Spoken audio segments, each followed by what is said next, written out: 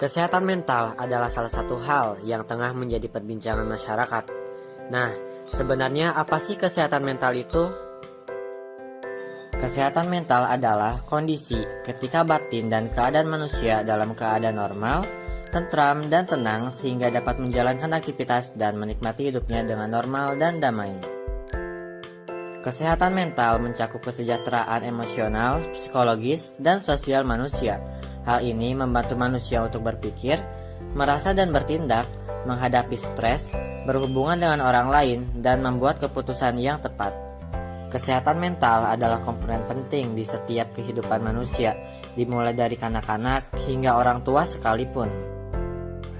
Oleh karena itu, penting bagi kita untuk menjaga kesehatan mental kita supaya kita terhindar dari stres, susah mengendalikan emosi, bahkan tidak dapat berpikir, merasa dan bertindak, dan membuat keputusan dengan tepat. Nah, apa aja sih yang dapat mempengaruhi kesehatan mental kita? Kesehatan mental seseorang dapat berubah-ubah seiring dengan berjalannya waktu. Hal ini tergantung pada banyak faktor dalam kehidupan kita. Misalnya, banyaknya tuntutan dan beban yang dihadapkan kepada kita. Pada kondisi ini, mental kita akan memburuk dan mudah stres. Namun, tak hanya itu, hal-hal lain pun dapat menyebabkan mental kita terganggu. Berikut adalah beberapa kondisi yang mungkin dapat mempengaruhi kesehatan mental seseorang. Yang pertama adalah faktor biologis seperti genetik atau ketidakseimbangan kimiawi pada otak. Yang kedua, pengalaman hidup, misalkan menjadi korban kekerasan maupun pelecehan. Yang ketiga, riwayat keluarga. Yang terakhir adalah gaya hidup yang buruk. Nah, bagaimana sih cara menjaga kesehatan mental? Pertama, curhat kepada orang yang dapat dipercaya dan membuat kita merasa nyaman dan didukung. Yang kedua, tetap aktif. Yang ketiga, terapkan pola hidup yang sehat. Yang keempat, hindari penggunaan alkohol, merokok, dan narkoba. Yang kelima, bersosialisasi dengan teman dan keluarga. Yang keenam, jangan sungkan untuk meminta bantuan seseorang. Yang ketujuh, selalu berpikir positif. Yang kedelapan, terima dan mensyukuri atas apa yang telah dimiliki. Yang terakhir adalah melakukan self-healing. Stres itu adalah proses emosional atau fisik yang muncul ketika seseorang itu nyesuain atau berhadapan sama hal-hal yang ngeganggu mereka. Dan sebenarnya kalau masalah ngeganggunya segimana ya ngeganggu bisa kecil, bisa sampai orang itu nggak bisa ngelola secara sehat. Nah dari sini kita sebenarnya bisa simpulin ketika kita ngomongin stres, ada dua hal yang perlu kita lihat. Pertama, sumber stresnya itu harus ada, itu apa sumber stresnya, dan yang kedua adalah gimana kita ngerespon si sumber stres ini. Nah si sumber ini adalah hal yang bikin kita ngerasa stres, dan responnya adalah reaksi tubuh kita. Dan diri kita pasti kita lagi ngerasain stres, yang seringkali sebenarnya nggak nyaman buat kita. Misalnya lo ngerasa stres karena dikekang sama orang tua, atau lo stres karena nggak bisa speak up di tengah konflik, atau bahkan lo stres karena keseringan overthinking yang akhirnya ngebuat lo jadi makin stres. 5 langkah untuk pengembangan diri secara efektif. Pengembangan diri adalah proses untuk membentuk bakat, potensi, perilaku, dan juga kepribadian untuk meningkatkan kapasitas dan kemampuan diri. Kegiatan pengembangan ini sendiri termasuk ke dalam jenis kegiatan di luar pembelajaran, sehingga didapatkan ketika aktif mengikuti kegiatan di luar kelas. Semakin banyak kegiatan dilakukan semakin mudah bagi seseorang untuk melakukan pengembangan diri. Sebab dibutuhkan kesadaran diri sendiri untuk terus berkembang, supaya kemampuan meningkat dan bermanfaat untuk masa depan. Berikut langkah-langkah pengembangan diri yang mesti dilakukan. 1. Memupuk kepercayaan diri. Hal pertama yang harus dilakukan adalah yakin bahwa kamu bisa melakukan kegiatan atau hal tertentu yang menarik minat dan perhatian. Kemudian, berani tanpa takut akan sesuatu hal yang belum terjadi di depan mata. Ketiga, adalah meminta dukungan agar lebih kuat dan percaya diri. 2. Menggunakan waktu dengan baik. Memahami bagaimana cara mengatur waktu dengan baik, sehingga bisa menghargai waktu dengan seksama dan menggunakannya untuk hal-hal produktif dan bermanfaat. Ketika kesadaran ini dimiliki maka setiap kali ada waktu luang akan dimanfaatkan untuk hal berkualitas. Misalnya belajar, mencari jadwal kegiatan seru, dan lain sebagainya. 3. Terbuka terhadap segala hal. Menjadi katak dalam tempurung adalah dinding besar yang menghalangi kamu untuk tumbuh lebih baik dan sukses. Maka penting sekali untuk mau keluar dari zona nyaman dan dunia yang selama ini ditekuni. Mencoba hal baru dan mau mendengarkan ilmu baru akan membantu mengembangkan diri dengan baik. 4. Belajar dari pengalaman. Pengalaman dikatakan sebagai guru paling berharga, dan tidak pernah salah. Pengalaman kadang bisa membuat kamu bahagia dan puas namun bisa pula membuat kecewa dan menyesal. Semua pengalaman tersebut adalah media untuk belajar. Ketika ada kesalahan, maka kamu bisa menghindarinya dan memperbaikinya ketika terulang lagi di masa mendatang. 5. Punya ambisi atau keinginan berprestasi. Langkah berikutnya di dalam pengembangan diri adalah membangun ambisi, mimpi, dan keinginan besar. Berhubung mimpi itu gratis, maka seseorang perlu memiliki mimpi besar dan berusaha mewujudkannya. Komunikasi itu jadi skill penting yang perlu dikembangin, apalagi buat punya hubungan yang baik dengan orang lain. Mau nambah teman, jadi orang yang lebih asik buat diajak ngobrol, atau nyampein pikiran ke orang lain. Semuanya tuh butuh kemampuan komunikasi yang baik. Nah, kalau gue rangkum nih dari bacaan-bacaan yang udah gue pelajari nih, seenggaknya ada 4 kemampuan komunikasi yang wajib lo pelajari biar bisa komunikasi yang baik dan efektif. Pertama, kemampuan mendengarkan. Mendengarkan di sini tuh maksudnya benar-benar fokus dan hadir 100% buat orang itu. Caranya ya macam-macam. Tapi salah satu cara buat memulainya adalah dengan menahan diri lo biar nggak motong omongan orang yang lagi ngomong. Nah, cara berikutnya nih bisa dengan lo ngulang lagi apa yang diucapin buat konfirmasi. Hal ini bisa ngebuat lawan bicara lo jadi tahu kalau lo tuh dengerin dia. Kemampuan mendengarkan ini bisa ngebantu kita jadi lebih paham sama apa yang diucapin sama orang, serta lebih peka buat memahami perasaan orang lain. Kedua, komunikasi nonverbal atau komunikasi lewat bahasa tubuh, kayak nada bicara, postur tubuh, kontak mata, atau ekspresi. Kalau kita lagi ngobrol, ada nih beberapa hal yang susah banget disampaikan secara lisan. Makanya, komunikasi nonverbal ini dipakai buat memperjelas maksud pesan yang mau disampaikan. Salah satunya ya untuk menghindari miskomunikasi. Nah, buat prakteknya, lo bisa cari tahu dulu gimana kemampuan komunikasi nonverbal lo. Atau apa sih yang bisa lo kembangin lagi. Misalnya, kalau lo terbiasa nih ngomong sambil ngelipet tangan di dada, orang lain tuh bisa banget nih mikir kalau lo lagi bete atau tertutup. Mungkin juga ya kalau misalnya lo diajak ngobrol nih, suka ngeliat kemana-mana gitu matanya.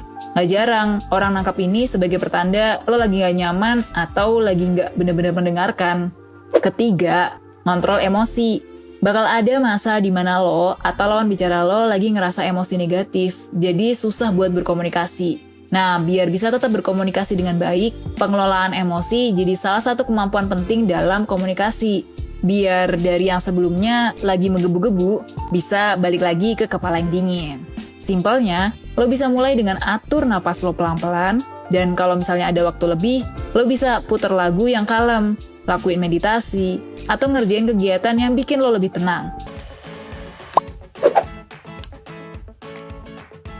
Nah, kemampuan pengambilan keputusan baik dari skala kecil hingga besar bukanlah kemampuan yang otomatis kita dapetin saat lahir. Bisa jadi kita perlu untuk terbiasa dulu, jadi perlu latihan dulu. Mulai dari memutuskan hal sederhana hingga memutuskan perkara yang kompleks. Karena kenapa? Karena nggak sedikit dari kita yang akhirnya nggak terbiasa dan jadinya salah langkah. Jadinya salah membuat keputusan besar karena analisisnya kurang tepat.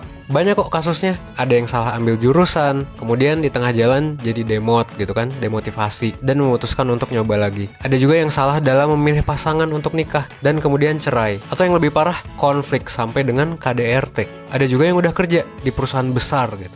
Tapi nggak sesuai dengan minat. Dan akhirnya quarter life crisis. Sedih, bingung, atau mungkin sampai depresi. banyak banget dari kita yang bingung tiap kali dihadapkan dengan banyak pilihan berat yang sifatnya life changing. Kayak tadi ya, mau kuliah di mana, mau kerja di mana, dan lain sebagainya. Nah, jadi gimana cara paling tepat buat ngambil keputusan? Hal pertama yang mesti lo lakukan adalah lo perlu banyak mempertanyakan tentang keputusan yang akan lo ambil. Jadi, sebelum lo memilih, lo perlu bertanya dulu, kenapa sih lo mau mengambil keputusan yang mau lo ambil itu? Apa sih alasannya? Dan apakah itu udah sesuai dengan tujuan lo?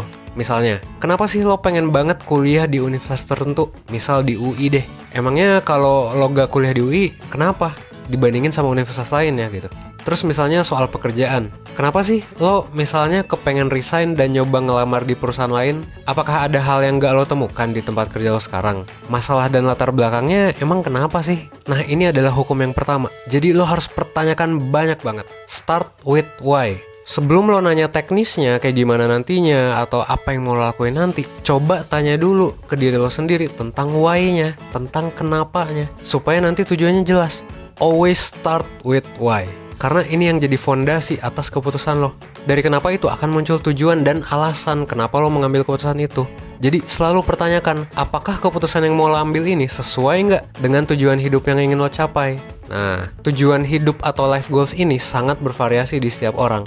Misalnya, goals lo adalah menjadi kaya raya. Nah, berarti kalau lo dihadapkan pada pilihan tentang pekerjaan, secara logikanya nih, biar nyambung antara why-nya lo dengan pilihan lo nanti, lo harusnya bikin list. Mana perusahaan yang paling bakal bikin lo kaya nanti. Atau bahkan lo bisa coba alternatif lain. Karena bisa jadi kan, setelah lo mungkin bertanya-tanya, ternyata lo baru sadar bahwa bekerja di perusahaan bukanlah pilihan yang benar-benar tepat. Bisa aja kan gitu. Mungkin kalau lo mau jadi kaya ya bisa jadi lo nggak kerja tapi lo memilih untuk jadi pengusaha misalnya gitu ya. Dan hal ini hanya akan terjadi ketika lo udah mempertanyakan why-nya gitu. Makanya start with why ini jadi penting. Biar hal-hal besar yang lo pilih itu nyambung sama tujuan hidup lo. Jangan sampai lo udah memilih tapi ternyata secara tujuan itu bukan pilihan yang tepat. Jadi gue ulangin terus-menerus ya. Pertanyakan why-nya.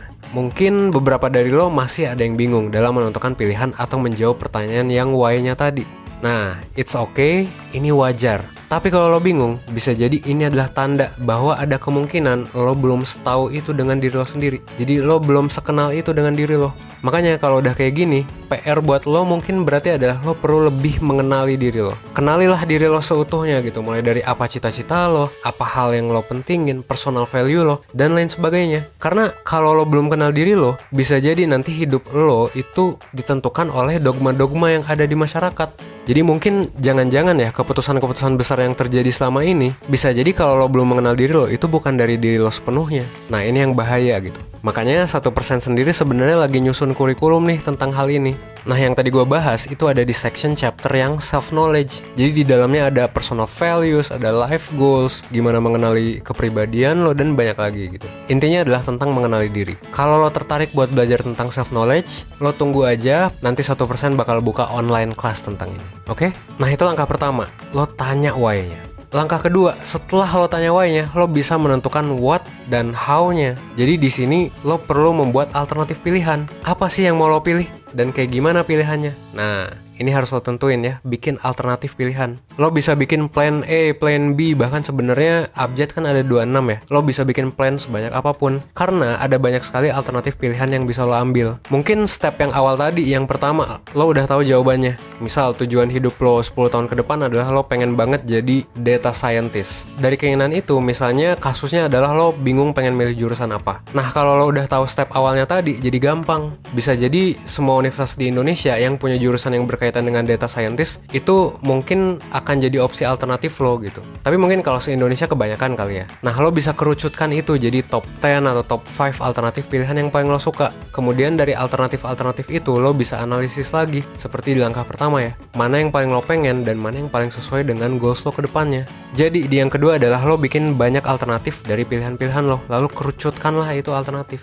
Nah, lanjut ke langkah ketiga adalah cari informasi lebih dalam tentang masing-masing alternatif. Makanya lo timbang baik buruknya dari segala aspek. Pertimbangkan pros dan cons-nya. Coba list hal-hal positif dan negatif yang ada di masing-masing pilihan tersebut. Kemudian lo analisis, pilihan mana sih yang hal-hal negatifnya paling bisa lo toleransi, dan pilihan mana yang sisi positifnya bisa banget lo maksimalin. Misal ya, tadi kan konteksnya pilih jurusan, sekarang gue kasih contoh lain. Misalnya sekarang lo lagi kerja di perusahaan X, dan lo kepikiran untuk resign. Dilihat dari segi gaji, mungkin sangat mencukupi di perusahaan yang sekarang. Peluang lo untuk naik jabatan juga besar. Tapi konsekuensinya adalah lo harus tinggal jauh dari keluarga lo. Nah, balik lagi ke step awal, step yang pertama ya. Gak bosen-bosen gue ulang lagi. Start with why. Apa why-nya lo dalam bekerja? Apa sih hal yang lo pentingin dalam hidup gitu? Kalau lo tipe yang family oriented, mungkin melanjutkan pekerjaan di perusahaan X ini bukanlah pilihan yang tepat. Meskipun dengan gaji yang berkali-kali lipat gitu dibandingkan teman-teman lo, atau dengan jabatan yang jauh lebih tinggi, ya mungkin itu harus dikorbankan gitu. Tapi ya it's okay, karena kan balik lagi ke why-nya lo. Pada akhirnya emang mungkin ada hal yang harus lo korbankan. Karena tadi ya, ada pros and cons-nya. Pertimbangkan aja yang paling sesuai dengan tujuan hidup lo. Emang sih paling enak kalau semua aspek bisa lo ambil. Gaji gede iya, jabatan tinggi iya, lokasi kerja yang oke iya. Tapi ya nggak jarang, realita hidup ini bakal maksa kita buat milih untuk mengorbankan aspek positif yang satu demi aspek yang lainnya. Ini juga berlaku bukan dalam kerjaan doang gitu. Berlaku dalam lo memilih pasangan, lo belanja sesuatu, lo memilih untuk ngontrak rumah atau beli rumah, lo milih jurusan, dan banyak lagi. Pasti setiap pilihan selalu ada plus minusnya. Selalu ada opportunity cost-nya.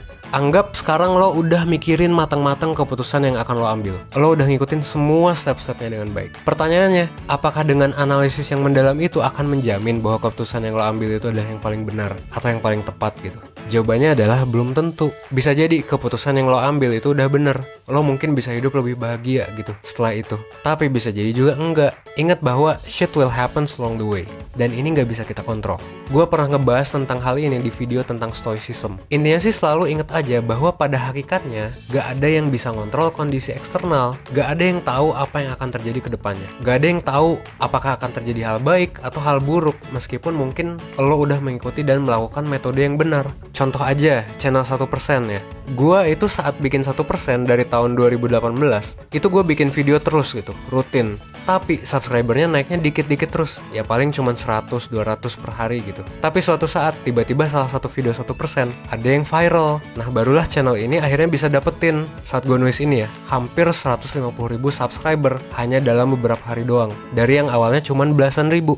Apakah ada yang nyangka 1% bakal tiba-tiba naik banget subscribernya? Gak ada. Apakah gue sempat ngerasa capek, ngerasa negatif gitu dulu pas subscribernya dikit banget naiknya? Zaman-zaman bulan Februari Maret. Ya iya sih capek gitu. Bahkan AdSense aja belum ada di channel ini sampai sekarang. Karena masih di review sama YouTube. Udah berbulan-bulan. Tapi ya gimana? Hal-hal eksternal itu kan gak bisa kita kontrol gitu. Mau ngeluh segimanapun, ya hal yang udah terjadi akan tetap terjadi. Mau baik mau buruk gitu. Hal utama yang bisa kita kontrol adalah perilaku kita. Jadi mau lo dapet hal baik, mau dapet hal buruk, yang paling penting adalah lo harus terus berusaha sebaik-baiknya dengan tetap ikhlas dan menerima apapun hasilnya nanti. Nah inilah mindset stoicism. Buat lebih lanjutnya mungkin lo bisa cek tuh video gue yang dulu. Seperti kata Seneca dari aliran stoicism, semua hal yang terjadi di dalam hidup ini pasti ada alasannya. Ketika lo salah atau keliru, maka lo bisa manfaatkan momennya untuk belajar, untuk melakukan evaluasi di kemudian hari. Tapi kalau ternyata keputusan lo bener dan lo dapet dampak baik dari keputusan itu, ya lo bisa bersyukur atas apa yang lo dapetin gitu. Jadi mau apapun hasilnya, ya lo menerima semuanya dengan lapang dada. Apa sih hubungan interpersonal? Yuk kita simak videonya. Yang pertama, definisi hubungan interpersonal. Interpersonal secara umum adalah proses komunikasi yang berlangsung antara dua orang atau lebih secara tatap muka. Sedangkan hubungan interpersonal adalah hubungan di luar diri atau disebut juga dengan penyesuaian diri dengan orang lain. Jadi, hubungan interpersonal adalah hubungan yang terdiri atas dua orang atau lebih yang memiliki ketergantungan satu sama lain dan menggunakan pola interaksi yang konsisten. Mengapa hubungan interpersonal penting? Menurut psikolog, menyatakan bahwa makin baik hubungan interpersonal, makin terbuka orang untuk mengungkapkan dirinya, makin cermat persepsinya tentang orang lain dan persepsi dirinya, sehingga makin efektif komunikasi yang berlangsung di antara komunikan. Pengertian hubungan antar personal, hubungan antar pribadi atau antar personal, yaitu salah satu unsur dasar yang dipelajari dalam psikologi sosial dan merupakan awal dari segala bentuk interaksi sosial. Hubungan antar pribadi juga melibatkan perasaan antara dua individu atau lebih. Tahapan dalam hubungan interpersonal, yaitu tahapan pertama pembentukan, kemudian tahapan peneguhan hubungan, setelah itu tahapan pemutusan hubungan. Faktor yang mempengaruhi hubungan interpersonal. Faktor ini terbagi menjadi 7. Yang pertama, komunikasi efektif. Yang kedua, ekspresi wajah. Yang ketiga, stereotyping. Yang keempat, daya tarik. Yang kelima, ganjaran. Keenam, kompetensi. Ketujuh, kesamaan karakter personal. Kemudian, jenis-jenis hubungan interpersonal.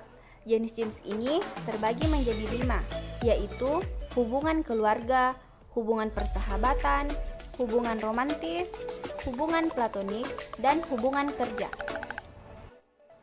Kemudian, ciri-ciri hubungan sehat yaitu saling percaya, saling terbuka, saling menghargai, saling memberi dukungan, dan mampu menciptakan momen yang menyenangkan. Oke, jadi kesimpulan dari materi ini adalah hubungan interpersonal dapat diartikan sebagai hubungan antar pribadi dengan pribadi yang lain. Hal ini sejalan dengan fitrah manusia, selain sebagai makhluk individual juga sebagai makhluk sosial, sehingga hubungan interpersonal pasti akan dialami oleh seluruh manusia yang hidup secara normal.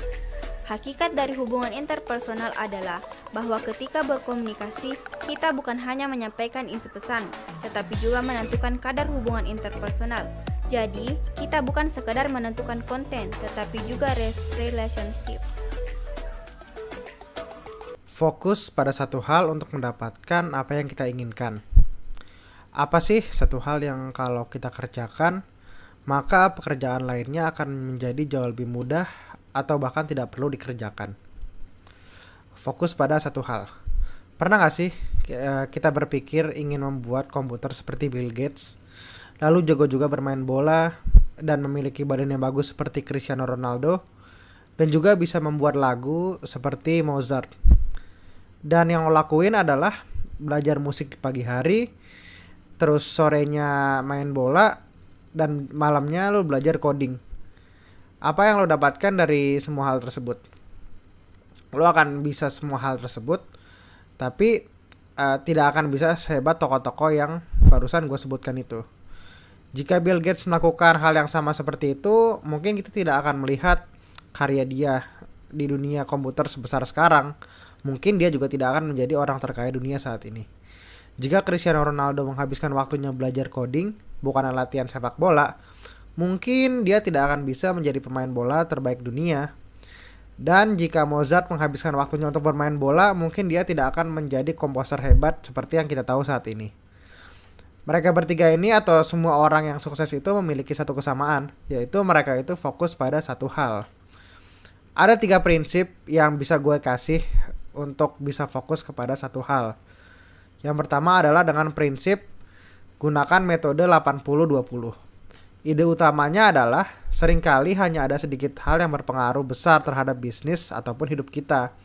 Contohnya aja nih, biasanya dalam bisnis sekitar 80% penjualan itu sebenarnya cuma dihasilkan dari sekitar 20% konsumen besar kita. Dalam dunia ekonomi, prinsip ini dinamakan prinsip Pareto. Maka dari itu, semua daftar yang ada dalam mimpi-mimpi kita, tentuin aja dulu mana sih 20% yang terpenting yang kita harus lakukan dan kita dapatkan. Kita tinggal perlu fokus ke sana aja. Nah, di prinsip kedua yaitu adalah buat to-do list hingga ke bagian-bagian terkecil. Tujuan yang perlu kita tetapkan sebagai domino yaitu kita harus taklukkan. Yang pertama, dari paling jauh yaitu tujuan hidup kita. Apa sih satu hal yang ingin saya lakukan dan dapat dilakukan dalam jangka panjang? Lalu mundur sedikit ke tujuan 5 tahun. Apa sih satu hal yang perlu saya lakukan dan dapatkan dalam 5 tahun untuk bisa membuat tujuan jangka panjang menjadi kenyataan? Lalu mundur lagi sedikit, tujuan dalam 1 tahun. Apa sih satu hal yang perlu saya lakukan dan dapatkan dalam 1 tahun untuk membuat tujuan 5 tahun itu menjadi kenyataan? Dan makin mundur lagi ke tujuan 1 bulan. Apa sih satu hal yang perlu saya lakukan dan dapatkan dalam 1 bulan untuk bisa membuat tujuan dalam 1 tahun itu menjadi kenyataan? Makin mundur lagi ke tujuan mingguan. Apa sih satu hal yang perlu saya kerjakan dan saya dapatkan dalam 1 minggu untuk bisa membuat tujuan saya dalam 1 tahun itu menjadi kenyataan? Lalu mundur sedikit lagi ke tujuan harian. Apa sih satu hal yang perlu saya lakukan agar dapat dalam 1 hari untuk bisa membuat tujuan saya dalam 1 minggu itu menjadi kenyataan? Dan terakhir, tujuan saat ini. Apa sih satu hal yang perlu saya lakukan untuk mendapatkan saat ini untuk bisa membuat tujuan harian saya menjadi kenyataan? Lalu, prinsip ketiga adalah berhenti multitasking. Multitasking bukan hal yang mustahil sih sebenarnya. Multitasking dianggap keren oleh banyak orang karena dapat menyelesaikan berbagai pekerjaan dalam satu waktu. Namun, hasil dari pekerjaan yang dilakukan bersamaan tidak akan sebaik dan seefisien bila pekerjaan tersebut diselesaikan satu persatu.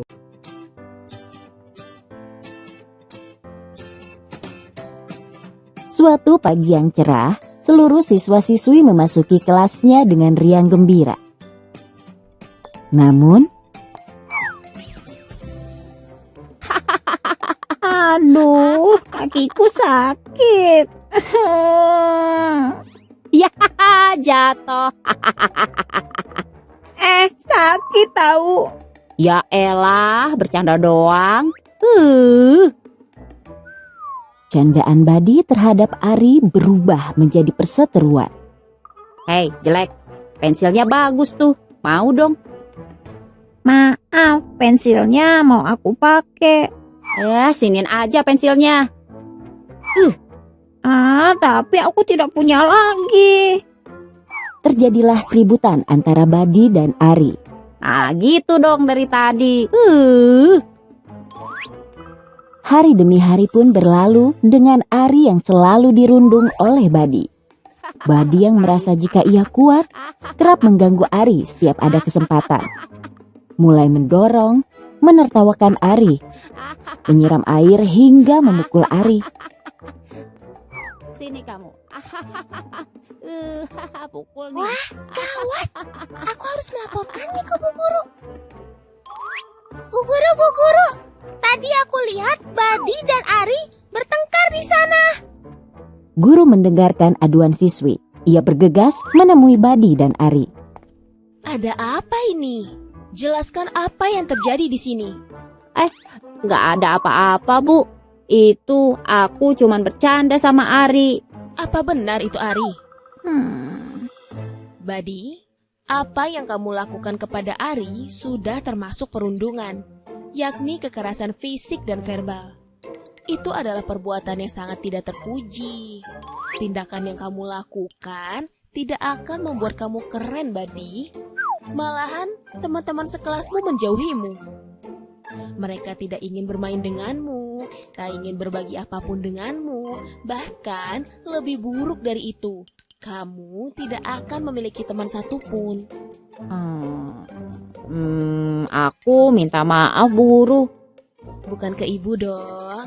Minta maaflah ke Ari. Oh iya, Ari, aku minta maaf ya. Aku tidak akan mengulanginya lagi. Iya. Syukurlah Ari sudah memaafkan Badi. Nah sekarang, Badi ikut ibu ke ruang guru ya. Iya, Bu.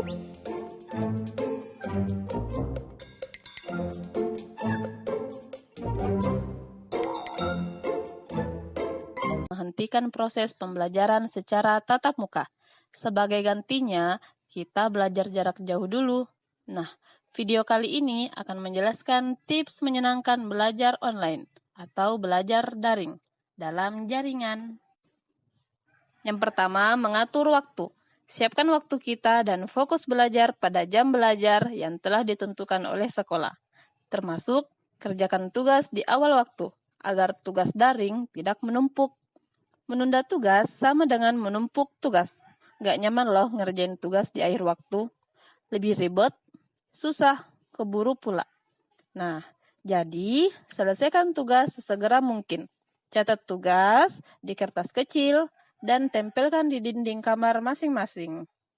Siapkan teknologi yang dibutuhkan. Nah, kita perlu mempersiapkan alat dan bahan untuk pembelajaran daring ini, termasuk kuota internet, tempat yang menunjukkan jaringan yang bagus, alat tulis-menulis, dan lain-lain. Sudah siapkah kita alat tempur untuk belajar daring? Belajarlah dengan serius, fokus pada penyampaian dan arahan guru di grup belajar. Nah, belajar daring ini bedanya adalah Bapak Ibu guru kita tidak bertatapan langsung dengan kita sebagai siswa, namun semangat dan fokus belajar kakak dan adik tetap harus maksimal. Gangguan-gangguan di HP, misal YouTube, WA, IG, FB, Twitter, game, dan lain-lain, dihindari terlebih dahulu ya ketika waktu belajar berlangsung. Jaga komunikasi dengan guru dan teman-teman. Menjaga komunikasi dengan guru dan teman-teman harus dilakukan untuk mempererat silaturahmi ini secara daring juga. Gunakan momen ini untuk belajar mengasah keterampilan komunikasi dengan sopan santun kepada Bapak Ibu guru via online.